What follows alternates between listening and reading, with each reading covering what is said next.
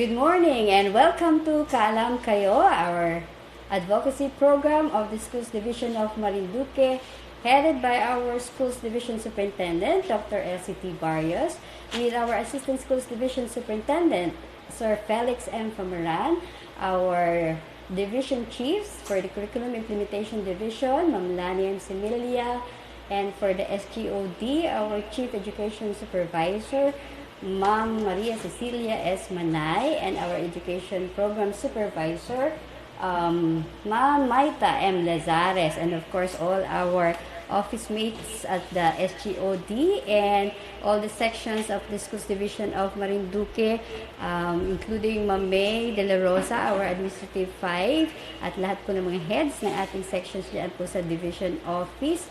Good morning everyone. Magandang umaga po at maswerte po tayo at walang ulan ngayong umaga. So, nagbabalik po uli kami dito sa ating Kaalam Kayo, an advocacy program of our section, the Social Mobilization and Networking Session under SGOD sa Division Office headed by our Senior Education Program Specialist, Dr. Melanie M. Mendoza. So, ngayon pong araw, ating pong pangako sa inyo last Wednesday na tayo po ay magkakaroon ng bisita mula sa Curriculum Implementation Division para nga po ipaalam sa atin ang iba't ibang programa, projects and activities of their division at ang ating pong ways of learning ngayong bagong normal na pag-aaral at during the pandemic year or school year. So, ladies and gentlemen, without further ado, I'd like to welcome to our program our Education Program Supervisor for Science, Dr. Maria Sheila S. Saed. Good morning, Ma'am Sheila, and welcome to our Kaalam Kayo program.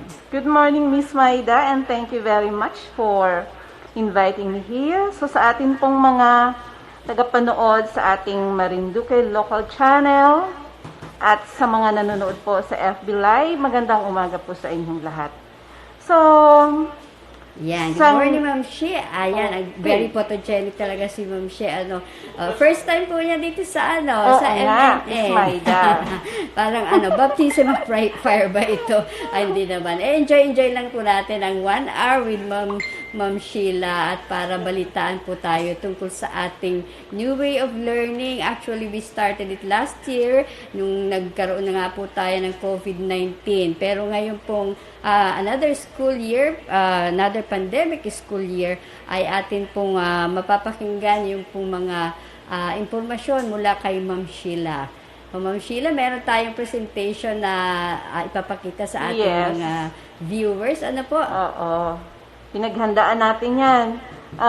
Sa ngalan po ng ating Chief Education Supervisor ng Curriculum Implementation Division, hayaan niyo pong magbigay ako sa inyo ng mga impormasyon tungkol sa ating present teaching and learning process in the new normal. Ano-ano po ang ating mga programa, mga proyekto para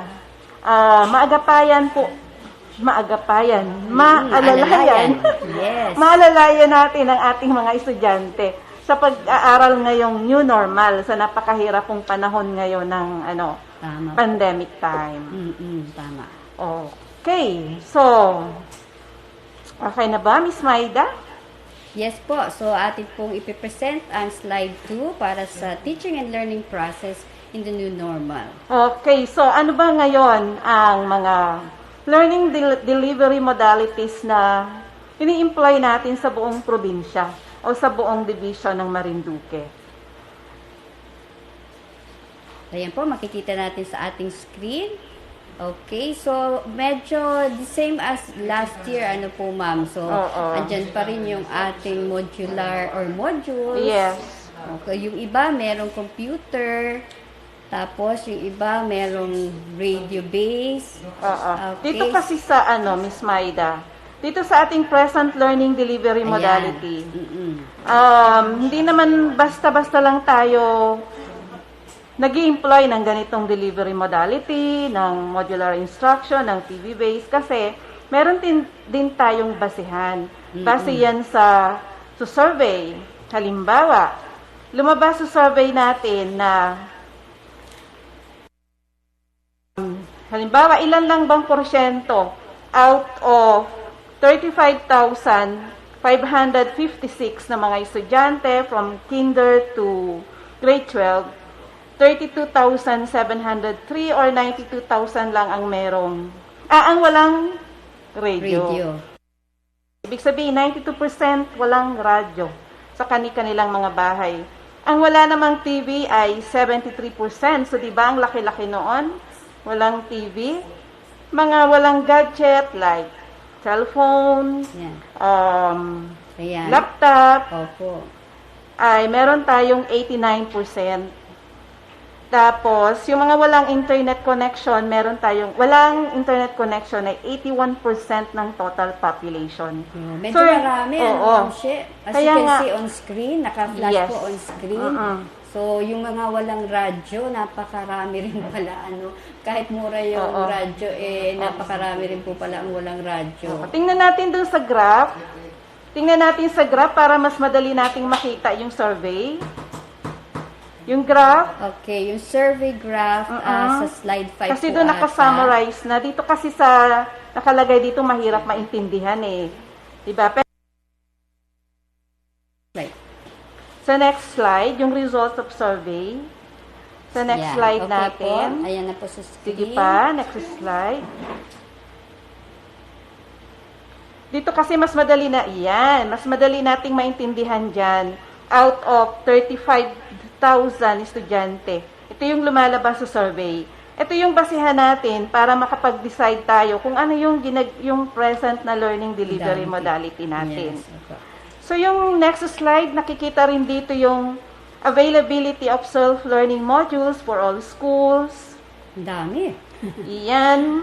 Present naman yan. Ang mga teacher natin ay nagpiprint. Kanya-kanya sila ng print para sa kanilang mga estudyante.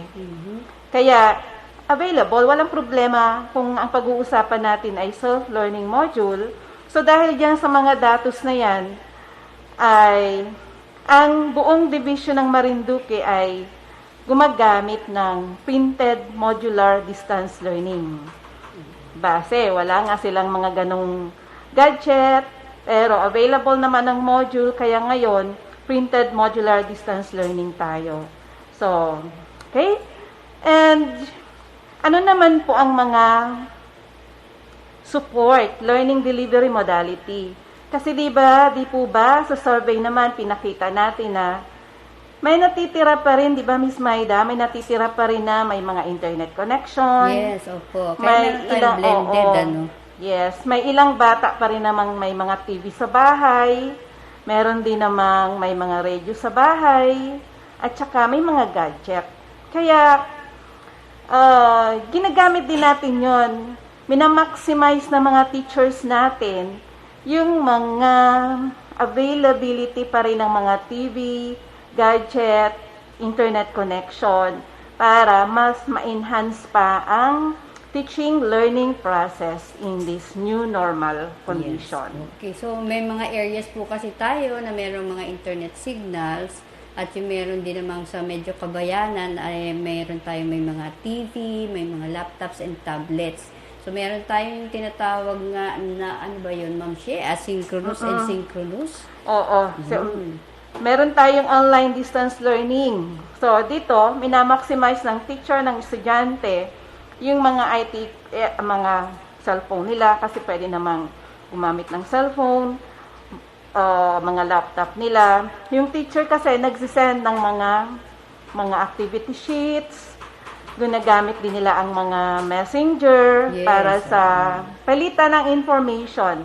Pag-follow up ng teacher sa mga bata, pag-follow up din sa mga magulang para sa status ng learning ng mga bawat isang bata. So, parang isang support yon. Naging requirement na po ba ang meron talaga sila lahat ng GC or member ng mga GC? Ano po? Importante kasi mahirap kasing ma-follow up ang mga bata ngayon, lalo, di ba, nung nakaraang mga buwan, nagkaroon tayo ng mahigpit na paggalaw, paglabas-labas ng mga teacher, hindi sila pwedeng pumunta sa mga bahay-bahay. So, napakahalaga yung messenger, bawat isang teacher, meron talaga silang mga group chat. Doon, nagkakaalaman sila kung ano na ang status. Yes, yun nga po sinasabi natin na yung close coordination and communication with our teachers and teacher advisor, yun po ang makakatulong sa atin para maitawid natin yung mga issues and concerns sa pag-aaral ng ating mga anak. Tama po, Ma'am Shi? Yes. So, yun, through the messenger, through texting, yan, magkakaalaman po sila. At yun nga pong sabi nga ay hindi makakaabot or makaka-access sa mga links na binibigay ng teachers. Meron po tayo dong alternative activities, right, Ma'am Shi? Yes. Oo. So, isa pa natin, Miss Maida, maliban sa paggamit ng mga gadget, isa pa rin nating support learning modality, itong ang TV-based instruction. Yes. Katulad ng, pwede nating magamit kasi itong Marinduque local channel para ipalabas natin yung mga TV-based lesson. Although, yung mga TV-based lesson naman, pwedeng mapanood ng mga bata na may TV. Ano ba yun, Miss Maida? Nasaan ba ang DepEd TV channel? Ay, okay. Channel. As of now po kasi we have a partnership with Marinduque News Network. So, we will be airing TV lessons here at the local channel, Channel 3. Naka-flash po sa screen at the moment. Yun pong schedules natin.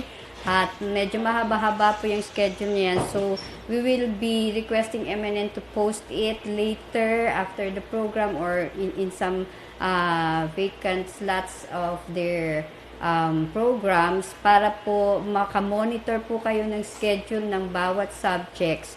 Yan po ang ilalabas natin dito sa Marinduque News Network. And we'd like to thank MNN, si Sir Adrian Rosales and Sir Myong Mataak, of course, the local TV channel, ang cable channel 3, for partnering with DepEd for free airing po itong mga lessons natin from the Curriculum Implementation Division.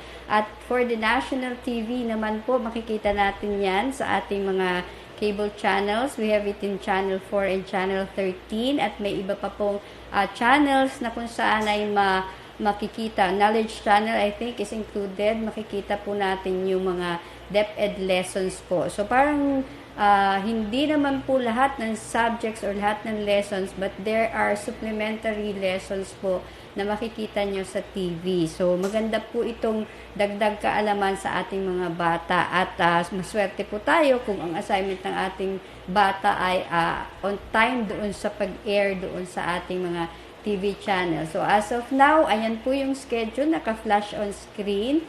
So, we will be starting our airing here on MNN for the lessons for grade, I think this is for elementary, ano po? Yan ay lahat from grades 1 to grade 12. Para po sa kaalaman ng lahat, ang Curriculum Implementation Division ay pumili ng yung mga may hirap i-master ng mga competencies. Mga difficult competencies siya ang pinili namin para ipalabas dito sa ating local TV channels. Para maayudahan, maasistihan ang ating mga learners and parents. Ano po? Yun po ba ay yung may sinasabi tayong MELC? Yan yes. Po. Ito yung yung most essential learning competencies. Yes.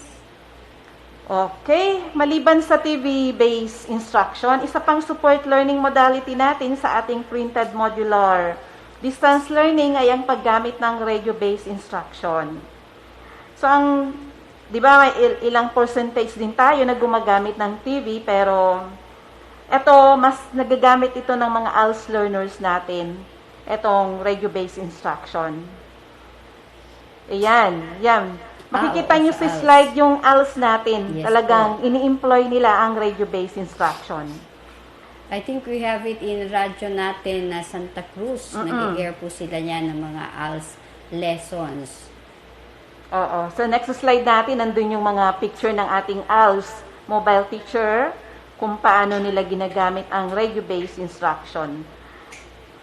So, ang mga ALS learners naman natin, yan, nakikinig sila sa kanilang mga bahay. And maliban sa radio-based instruction, ang ating mga ALS learners ay natututo rin sa pamamagitan sa panonood nila sa FB Live.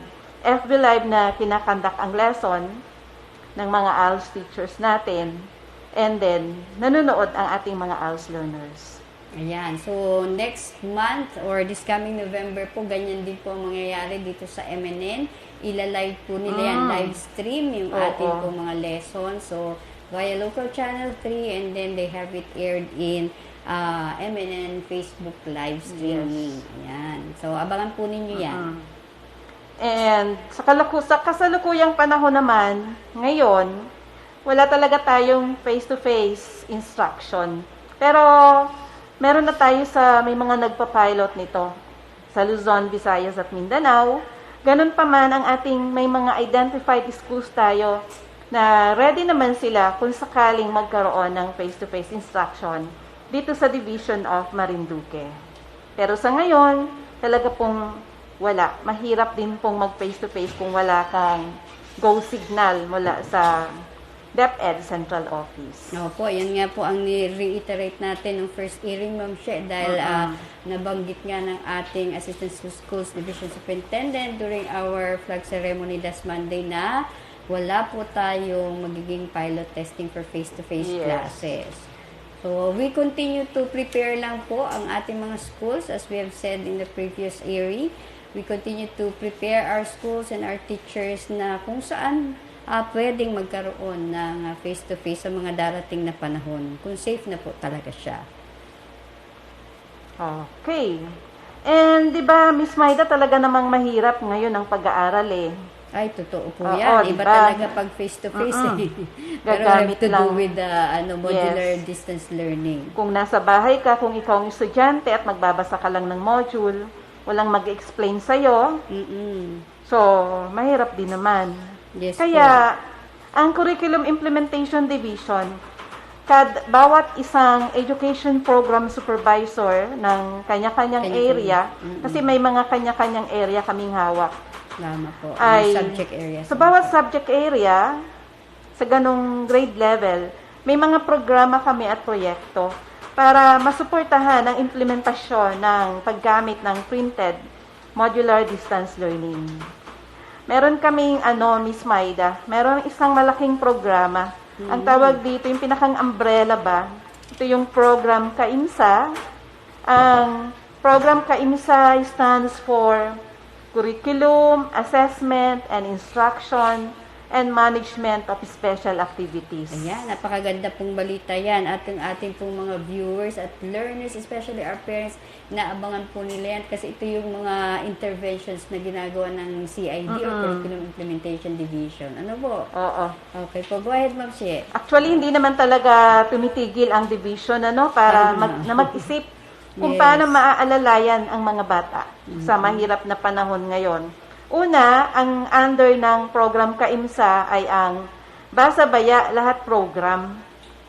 Yan. Ano ba itong Basa Baya Lahat Program? Makikita natin ito sa next slide. Ang Basa Baya Lahat Program ay ito yung SDO's Marinduque Response to DepEd School. Ito talaga yung national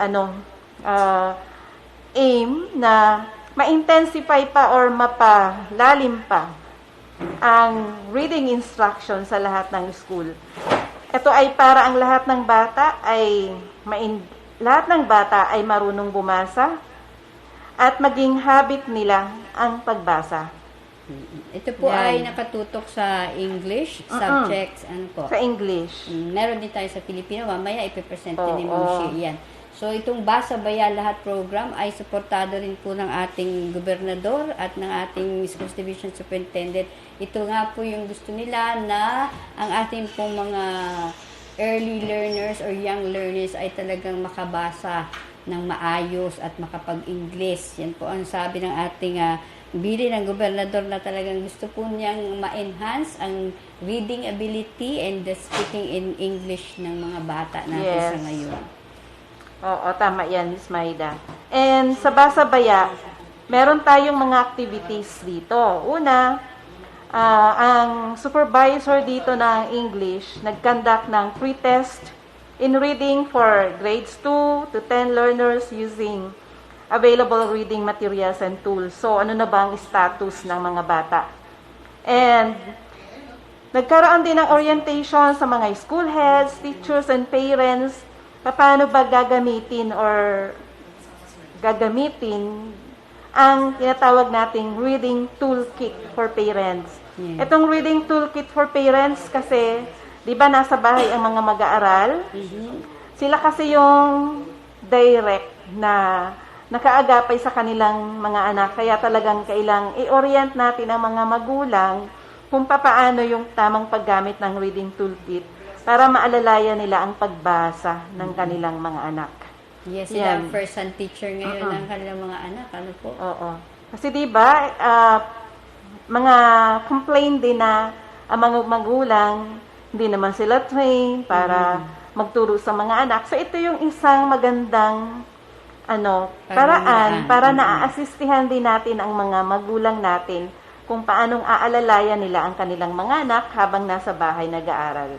Yes, yun nga po ang concern ng ating mga parents na napaipahatid rin naman po sa atin sa Division Office through our convergence with the Parent and Teachers Association na kumbaga hindi sila kasing trained ng mga guro. Iba talaga yung training ng teachers na para magturo sa ating mga anak Ano po? Oo nga. So, napakaganda po nitong intervention na ito, itong tulong na ito ng ating Curriculum Implementation Division para magabayan yung mga magulang, lalo tigit yung mga hindi po nakagraduate, Ma'am She. Oo, hirap sila talaga So, with this, matutulungan po sila ng mabuti.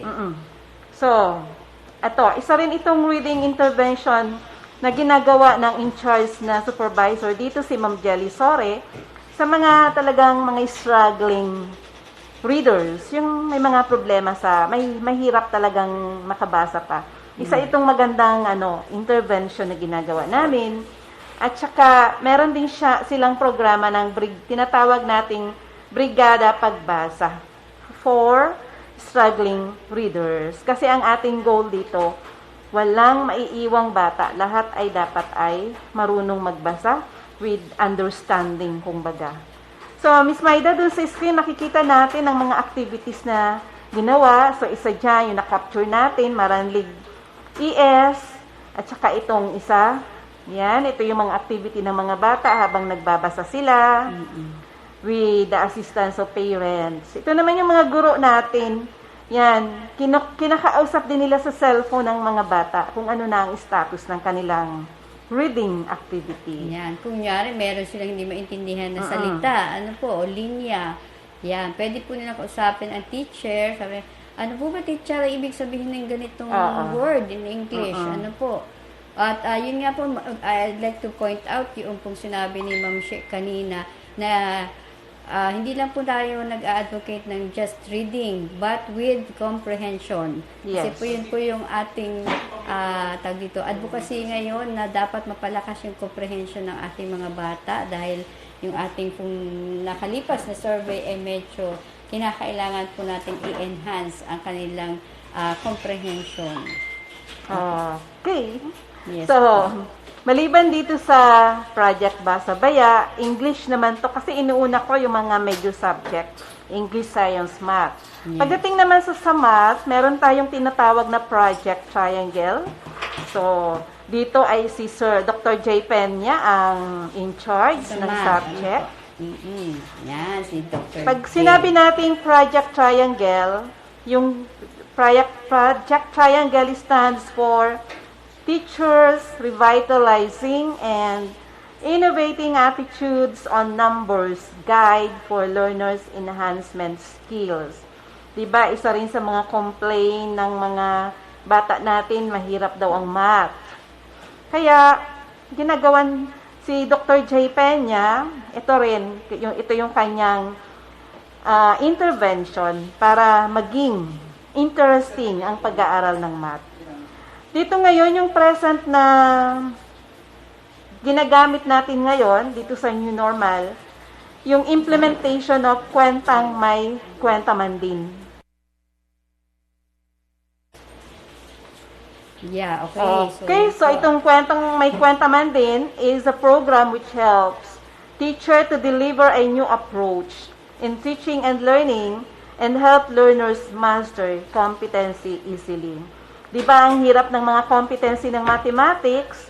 So, dito sa Project Triangle na ito, natutulungan kung papaanong ang teacher ay papadaliin niya ang pagtuturo ng hindi pagtuturo kasi wala ngang face-to-face. Sa mga activity, sa mga localized activity, pinapadali kung pinapadali ang mga mahihirap na competency sa mathematics subject.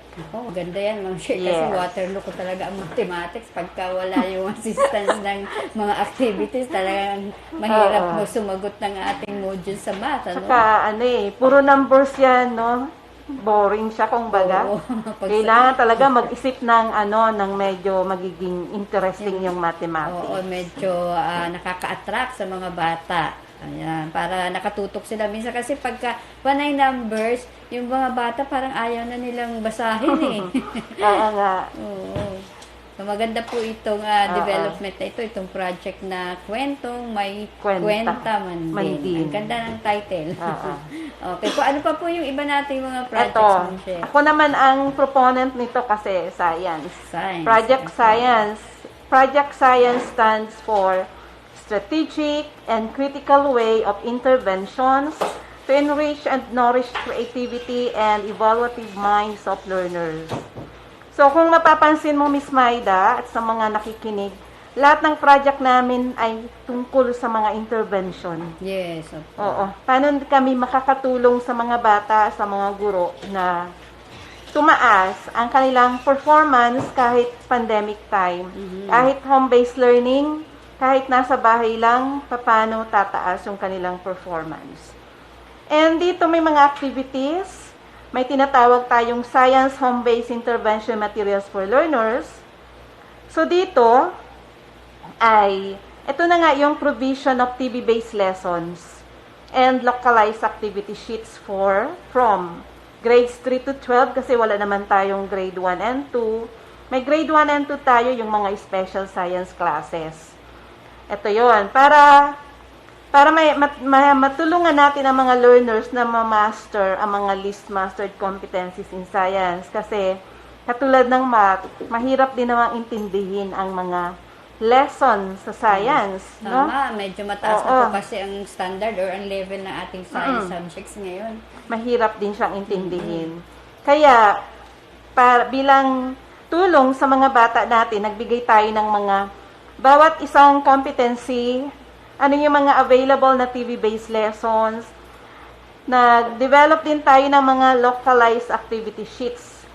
Itong mga localized activity sheets, mga contextualized, pinasimple, yung mga difficult or mga komplikadong lesson sa science, pinadali dito sa activity na ito. Right. So, when you say, ma'am, localized, meron po tayong modules coming from central office and then we add yung po mga localized o ginagawa dito sa ating division. Ano po, ng mga activity sheets.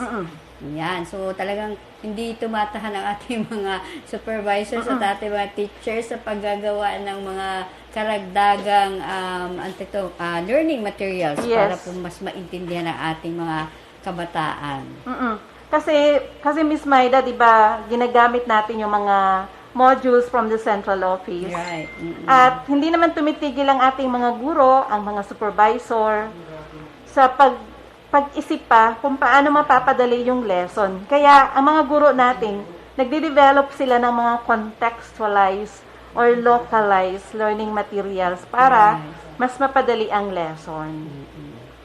And meron din tayong ito yung mga upcoming activities para matulungan din natin. Kasi dito hindi lang natin tinutulungan yung mga learners. Para din ito sa mga teachers natin. Meron tayong division training on design thinking in K-12 science. Dito ang pinakang output nito ay to design a product na kailangan talaga ng bawat isang estudyante. Kasi di ba yung mga struggling learners, bawat isang estudyante may kanya-kanyang needs yan. Hindi mo pwedeng sabihin yung pangangailangan ng isang bata, ay yun din ang pangangailangan ng isang bata. So dito sa training na ito, ay makakatulong ito para ma-address ng isang guro kung ano yung pangangailangan ng isang bata sa pamamagitan ng pag-create ng isang learning material na talagang suited doon sa pangangailangan ng isang bata. Kung saan siya mahina, kung saan siya nangangailangan ng tulong, ganun yung i-create na intervention material para matulungan talaga siya. Parang home study talaga ang style, ano ma'am? So, meron pa tayong mga activity dito na mangyayari siguro na ito sa mga 2022 kasi di ba patapos na ang taon, sa isang linggo, November na, so malapit ng ano. Kaya itong mga susunod na to, mga 2022 na. So, ibig sabihin, nakalinya na talaga po tayo. Mga nakalinya siya. Kasi ang daming subject areas, hindi naman pwedeng magpatong-patong din ang mga activities natin. Kaya naka-schedule talaga ang mga implementation ng mga ganitong activity. Yan. So talagang walang tigil, no? Kahit hindi pa dumadating ang 2022, talagang nakalatag na po sa ating Curriculum Implementation Division ang mga maaari pang tulong o ayuda sa ating mga learners and parent-teachers. Parent-teacher na tawag natin sa ating mga magulang ngayon. Oo nga. Talagang multitasking na pati parents ngayon. So, siguro, ano po yung mga nakalinya natin na by 2022? Or by 2022. By 2022 sa science, ang nakalinya natin, meron din tayong training on assessment and management of home-based modular instruction in science para talagang effective na ma-implement natin ang home-based learning. Yan. Bibigyan natin ng pansin yung paano ba ang assessment, kahit nasa bahay lang nag-aaral, hindi siya face-to-face, paano natin mamomonitor ang learning, paano natin may ensure na talagang may pagkatuto kahit sa bahay lang nangyayari ang pag-aaral. Yan ang usual na tinatanong nga po ng ating mga stakeholders at yung ibang opisyal. Kung nakakatuto nga po ba ang ating mga learners sa ating pong modality ginagamit ngayon? Oo. Kaya dito, meron tayong na-release na division memo na talagang nare-require natin or nare-request natin ang mga teachers na i-monitor nila ang learning. Yan. And, syempre, hindi naman lahat ng bata pare-parehas ang kakayahan. Kaya nga dito pumapasok yung mga intervention, itong mga programa namin, kada area, na kung yung isang bata nga na yun ay nahuhuli siya, nag-i-struggle siya, yun yung time na bibigyan siya ng mga intervention materials. Kaya mga kaguruan natin, hindi naman sila nagpapabaya sa kanilang mga gawain. Minomonitor nila para alam nila kung sino yung bibigyan nila ng intervention. Ayan. Makikita mo nyo, Miss Maida, sa screen. Yan yung mga TV-based lesson na may kanya-kanyang link. Hindi lang naman sa TV sila manunood. Pwede rin naman nilang panuorin niya mula sa gadget nila kung sila ay may mga internet. So, yan ay design sa mga batang may gadget at may mga internet connection. Pero, alam naman natin na hindi lahat ng bata ay may gadget, may internet connection. Meron din tayong nakadesign naman sa mga batang walang internet connection para hindi sila nahuhuli. Ito yung pagbibigay ng mga localized activity sheets. Ipiprint ito ng mga guro, tapos katulad ng self-learning module, ibibigay din ito dun sa particular na batang kailangan pa ng subaybay ng guro.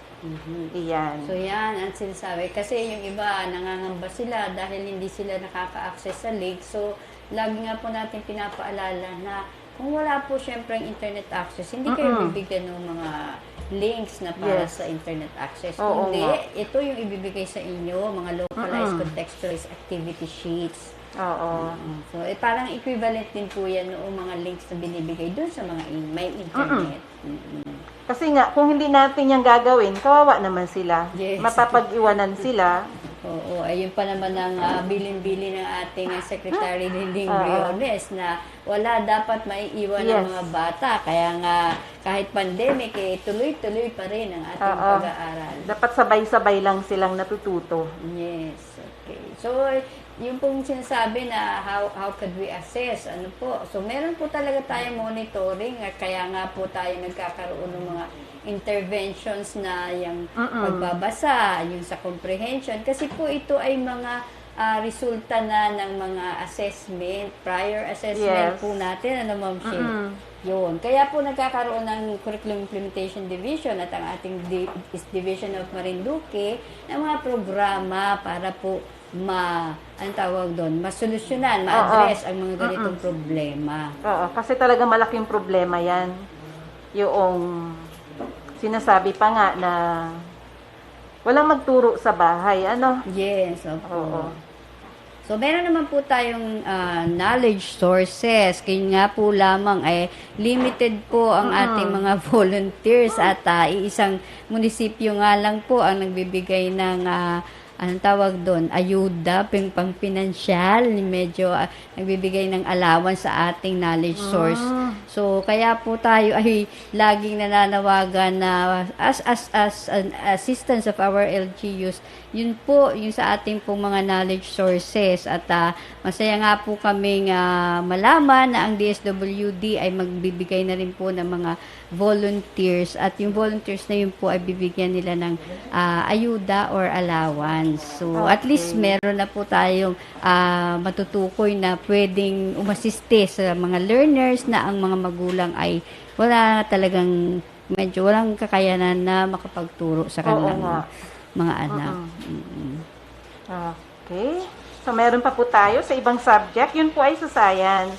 Meron din naman tayo sa Filipino. Yes, Ito po sa yung Filipino. project trip. Ibig sabihin po naman ng project trip ay time sa reflektibong instruction at pagkatuto. Ang focus din po nito ay enhancement naman ng teachers' pedagogical skills in teaching Filipino na kahit naman hindi rin po face-to-face ngayon nangyayari ang klase, napapakita po ito sa mga activity na ginagawa ng mga guro. Kung paano rin pinapadali, di ba? Kahit sabihin nating Filipino siya, Ay, opo. pero ang daming hindi naman marunong ng tamang pagsalita ng Filipino. Oh, lalo na yung grammar niya, Oo, ang hirap napakahirap. kaya niya kahit sa mga exam ang bababa ng mga score ng bata kahit sabihing Filipino lang 'yan. Opo. Mahirap din po siyang intindihin. Yes. Kaya ang mga teacher din nag-iisip yan ng mga intervention kung paanong mas maintindihan nilang agad-agad ang Filipino. 'Di ba? Ang haba ng babasahin, so yung pagbasa nila ng sobrang haba. Oo. Ayaw ng mga bata sa ngayon. Lalo na yung mga balarina. Kita mo, nabubulol na ako. Baralina, palang balarila. Yan, mga ganyan. Naku, medyo mahirap intindihin. Kapag sariling wika, Pilipino na ang pinag-uusapan, pero medyo mahirap pa rin siyang intindihin. Okay. So sa screen natin, makikita pala natin yung mga sample localized activity sheets sa elementary level. Sa mga gawa ng mga teacher natin yan. Kaya talagang mga teacher natin napupuyat din sa paggawa ng mga localized activity sheets para sa mga bata.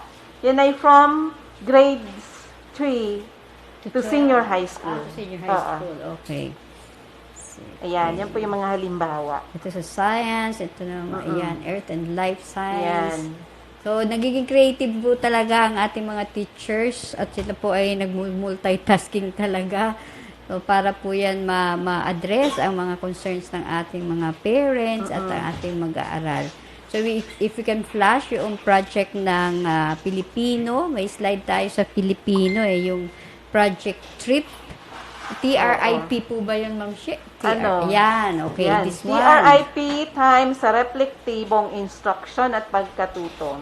Meron din tayo sa Kay Ma'am Flory Rehencia po ito, ang ating Education Program Supervisor ng Filipino. Kay Ma'am Flory Rehencia. Ito namang Project Kakampi kay Dr. Nestor Walo. Project Kakampi stands for Kagalingan sa kultura at aralin ng mga Marinduqueño. may MAPE pa pala tayo kasunod ng project trip. Ang MAPE naman stands for Moving Towards Achieving Physical, Emotional, and Holistic Development of Teachers and Learners in the New Normal. Ayan, Music rin po ito, yun. no? Ang Music main activity niya, project basa, nota, at elementong musika. Pang-musika and health. Ano po? Pang-musika. Kay Ma'am Christy ito, I think. Ano Kay po? Ma'am Christy Raza. Yan, Education Program Supervisor ng MAPE. Okay, ito naman project kakampi kay Dr. Nestor Rualo. Ito ay, ang ibig sabihin ng kakampi, kagalingan sa kultura at aralin ng mga Marinduqueño, palaganapin ito. Yan, it provides opportunities to our learners to deepen awareness of our history, culture, and arts. So, ito ay ni-integrate din ito sa paggawa ng mga localized, contextualized learning material sa subject na AP, yan, araling panlipunan. Kaya hindi rin nawawala ito. Kasi na-integrate ito sa paggawa ng mga learning materials. Naka-integrate din po ata dyan yung mga values. Ano po? Saka yung mga values. Para dara-diretso lang ang mga integration. Para hindi nawawala sa mga bata ang mga values, ang culture ng history at history ng ating bayan. Ano yun? Probinsya. Ng Marinduque. Sabi nga, yung values ay wag daw pong kakalimutan sa ating pag-aaral, lalo't higit ngayong pandemya, kasi nga po, wala si teacher sa ating harapan, baka medyo kopya-kopya na lang. So, yung honesty po, yung value na pagiging honest sa pagsagot ng ating mga lessons, yun po ang dapat ma-instill sa ating mga mag-aaral. At sa ating mga magulang, syempre, dapat ang unang magsasabi ng tama ay ang magulang. So, sila yung mag-i-instill ng value of honesty sa ating pong mag-aaral. So, hindi rin natin kakalimutan ang mga kindergarten natin at ating mga SPED. Ito ay si Sir John Chavez naman. Para naman sa kindergarten, may Project Spreads tayo. Project Spreads stands for Sustainable Preschool and Development Skills.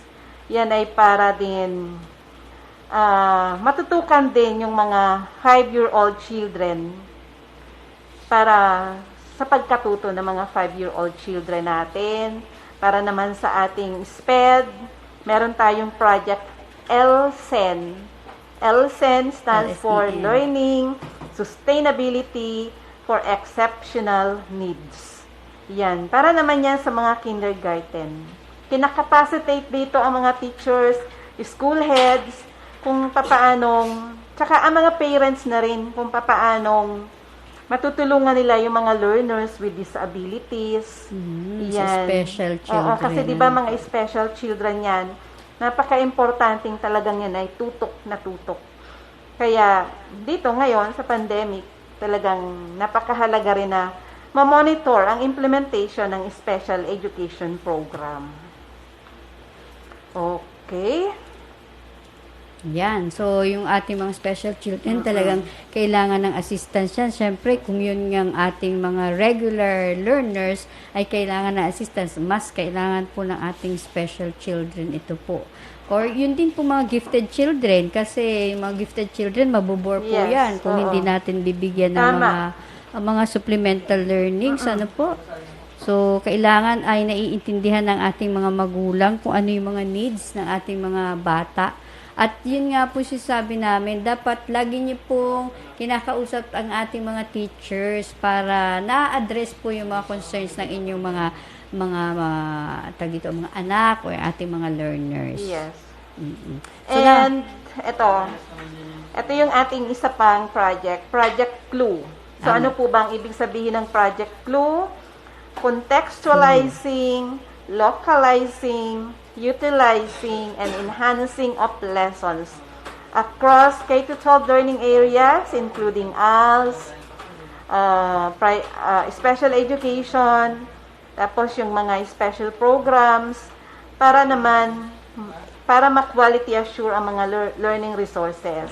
Kasi di ba, Miss Maida, ang dami dati ng mga unang taon ng implementation ng K-12? Hindi. Alin? Na nitong modular instruction, itong okay. home-based Last learning. year. Oh, Ang dami nating napapanood sa TV, ang daming mga reklamo na mga mali-mali, Ay, opo. mali-mali sa mga learning resources. Mm-mm. So, ang division office naman natin, ang DepEd Marinduque, hindi naman tumitigil sa pagku-quality assure ng mga learning materials. Kaya kung tatanungin mo kung may problema pa ba tayo, kung yung mga issue dati ng mga mali-mali nga, ng mga mahaba, ng mga learning materials, nagagawa naman natin ng solusyon yan under ito ng Learning Resource Management Section. Right. Yan ang kapartner ng itong Under Curriculum Implementation Division, kapartner namin, headed by Ma'am Mariam Ribamonte, kapartner ng mga Education Program Supervisor, sa pag-contextualize, pag-develop, pag-quality assure ng mga learning materials na nanggagaling sa central office, sa regional office, at ito rin yung mga dinidevelop sa division office bago pa ito i-release sa field. Sa field, yeah. Okay po. So, yung minsan siguro, hindi naman tayo perfecto, may nakakalusot. So, yun nga po yung sinasabi namin na kapag may nakikita kayo na medyo kailangan ng concern or ng attention ng ating division, i-report po natin yan sa ating pong mga teachers or principals at para po ma-forward naman sa ating division office para mabigyan ng pansin at ng solusyon. So, like, kung meron po tayong problema sa science, andyan po si Ma'am Sheila para sagutin o mag-adjust, baka may mali dito sa ganitong modules, para po naku-call yung attention at na-address po yung issue. Yes. Okay. Okay, Meron pa po ba tayong baka sumusobra na ako sa oras. Yeah. Okay, pero pwede pa rin naman akong tanungin kung may mga Actually, mga nasagot na clarifications lahat pa. Nasagot na po kanina, pero I'd like to make mention po yung sa ating pagbasa baya lahat. Yan po ay sa English at ang ating pong Education Program Supervisor dyan ay si Ma'am Jelly Sore. Ayan. So, ilan po ba ang ating subjects? Ma-clarify ko lang. English, Science, Math, Filipino, MAPE, AP, ESP. Okay, so yun po ang ating Kinder, SPED. SPED, okay po. So lahat po yun ay may kanya-kanyang education program supervisor na nakatutok po dun sa kanilang mga subjects. So pwede po nating dalhin sa kanila ang inyong mga concerns para po mabigyan ng solusyon kung ano man po ang ating mga issues and concerns. So, pwede sa mga district natin kasi may mga public schools district supervisor din naman kasi tayo na pwedeng kung may problema sa district, pwede naman nilang ilapit sa mga district supervisors. Kasi partner din namin sila dito sa division office. Yes. O sabi nga, kung kaya na po ng principal, let the principal do it. If hindi po, sa PSDS or sa district supervisor. At kung hindi pa rin, ay pwede rin naman po sa division office. We will accommodate your issues and concerns, your queries. At sabi nga po namin, may na-experience na rin po kasi ako as Division Information Officer na may mga napaparating po sa ating issues and concerns at yan naman po ay fino-forward kaagad natin sa focal persons ng Curriculum Implementation Division. At true enough sa ating po experience, natugunan po naman agad, lalo tigit sa pagko-coordinate natin sa ating pong Chief ng Curriculum Implementation Division, Ma'am Lani MC Milia. Also, I'd like to make mention, Ma'am She, alam niyo po ba, na kahit po doon sa Facebook page ni Governor Velasco, ay mayroong nagpapadala ng issues and concerns. Talaga? Opo, at yun po ang pino-forward naman sa aking messenger. At pino-forward naman natin kay Ma'am Lani. So, hindi na po natin ginugulo sa mga ganyang bagay ang ating Division Superintendent kasi maa-action na naman po yan sa division pa lamang ng Curriculum Implementation Division. So, panawagan rin lang po, wag naman po tayo, baka masyadong naaabala ang Facebook ni Governor. Meron naman po tayong mga Facebook sa ating pong DepEd Marinduque, DepEd tayo Marinduque, at naka-open rin naman po ang linya natin sa Division Office. Kung gusto nyong tumawag sa landline, ayan, meron po tayong linya 332-1109. So magpa-connect lang po kayo kung saan yung gustong division magpa-connect, ano po, kung saan po ang concern ninyo. So, I think napakarami na pong impormasyon na ibigay sa atin ni Ma'am Sheila ngayong umaga at sana po ay natuwa kayo na marinig ang lahat ng mga proyekto ng Curriculum Implementation Division. This is the first time of Dr. Sheila Zayat here in TV, on TV live at napakaganda na naipaliwanag po lahat niya ang lahat ng proyekto for each subject. Ano po? So, ma'am, if you have other message or notes para sa ating closing? Ang message ko po ay, pagdating po sa mga hindi naman talaga natin mape-perfect ang mga bagay-bagay, lalo na po sa implementasyon ng home-based learning. Ang dami po natin mga problema, pero nasusolusyonan naman po natin yan. Yung mga pangyayari po nung isang taon ay mga problema po nung isang taon na susolve po natin ngayon. Nabibigyan po natin ng solusyon at masasabi ko rin po hindi rin naman natin talaga mape-perfect ang implementasyon ng mga bagay-bagay. So kung may makita po kayong halimbawa ng mga kakulangan namin, direkta nyo na lang po sa amin mismo, sa mga district po, kung nasaan po kayong mga bayan. Nandiyan po ang ating mga public schools district supervisor na pwede pong ma-address ang mga issue ninyo na ilalapit ninyo sa kanila at pwede rin pong idirekta ninyo doon sa division office, pero yung wag na natin pong palabasin ang mga issue natin, papadala sa Office of the President, Office of the Governor. Dito na lang po sa DepEd natin ipadala yung ating mga issue po sa implementation ng modular instruction. Yes. Okay. Salamat po, Ma'am She. Okay. Tama po yun sapagkat yung pong binibigay ninyo sa top officials or sa other areas or other offices or agencies, binabalik din po yun sa DepEd Marinduque. Yes. Kasi yun po ang area of concern ay sa ating pong division.